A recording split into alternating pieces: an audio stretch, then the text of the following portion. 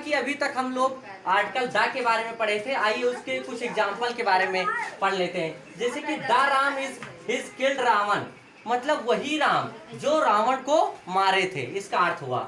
यानी कि यहाँ पर राम को दर्शाया गया, वही राम, आज के राम नहीं, जो प्राचीन समय के राम थे, वही राम ने रावण को मारा था। ये चीज हो गया। The Ramayan was written by Maharshi, यानी कि जो हमारी रामायण है, जैसे मैंने बताया था धार्मिक पुस्तकों के आगे आर्टिकल द का प्रयोग कर पाएंगे, तो इसीलिए हम लोग कर सकते हैं। तो इसीलिए हमने क्या कहते हैं, रामायण के आगे आर्टिकल द का प्रयोग किए हैं। फिर दिया गया the Ganga is holy river, यानी कि गंगा जी पवित्र नदी है। ये हो गया। तो जैसा कि आप लोग को आर्टिकल द समझ में आया होगा कि निश्चित वस्तुओं या व्यक्तियों या स्थान के पहले आर्टिकल द का प्रयोग करते हैं। नेक्स्ट आ जाते हैं हम लोग इनडिफिनिट आर्टिकल, यानी कि अनिश्चित आर्टिकल। अनिश्चित आर्टिकल जैसे कहाँ पर एक प्रयोग करेंगे, कहाँ पर एन प्रयोग करेंगे, तो इसका आइए हम लोग जानते हैं किसके पहले ए का प्रयोग करते हैं, किसके पहले एन का प्रयोग करते हैं। यूज ऑफ ए, सबसे पहले हम जानेंगे यूज ऑफ ए, यानी कि ये का प्रयोग कहाँ पर करते हैं।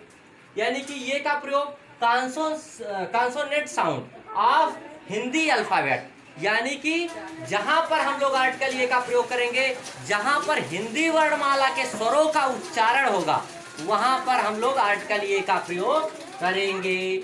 और फिर दिया गया यूज ऑफ एन।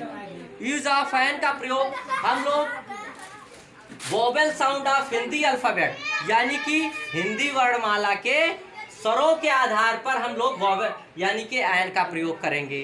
तो हम लोग को ना कि अंग्रेजी वर्णमाला के आधार पर करना है, हम लोग को जो ए एन का प्रयोग है वो हिंदी वर्णमाला के स्वर और व्यंजन के आधार पर ही करना होगा। आइए समझते हैं कैसे।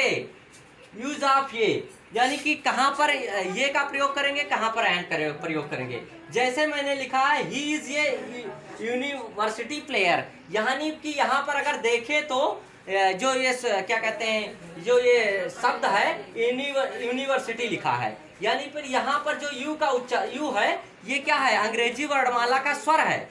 लेकिन यहाँ इसको नहीं देखना हमको, हिंदी वर्णमाला का ये देखना उच्चारण क्या हो रहा है। तो यहाँ पर जो उच्चारण हो रहा है वो यूनिवर्सिटी आ रहा है, यानी कि या का उच्चारण हो रहा है, यानी कि हिंदी वर्णमाला के या का उच्चारण होने के नाते यहाँ पर आर्टिकल ये का प्रयोग कर रहे हैं, ना कि एन का प्रयोग करेंगे, इसीलिए यहाँ पर ये का प्रयोग किए हैं। फिर नेक्स्ट है ही इज ए टेम्पल, यह एक मंदिर है, जैसा कि सिंपल सेंटेंस है। नेक्स्ट है he live in an apartment, यहाँ पर उच्चारण लिखा भी स्वर भी है अंग्रेजी का, और उच्चारण जो हो रहा है वो भी स्वर का ही उच्चारण हो रहा है हिंदी के, तो इसीलिए यहाँ पर एन का प्रयोग किए हैं। ये चीजें हो गई। फिर नेक्स्ट है चौथे नंबर पर है ये मैन इज मोरल। ये मैन इज मोरल, यानी कि एक आदमी है जो एक अविश्वसनीय अलग तरीके से है।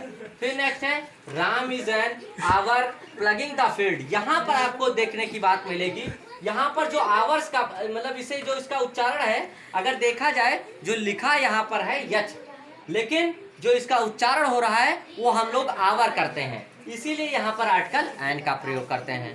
तो जैसा कि आप लोग को जरूर समझ में आई होगी हमारी वीडियो, आप लोग को कैसे लगी जरूर कमेंट के माध्यम से बताने का प्रयास करें। जय हिंद, जय भारत।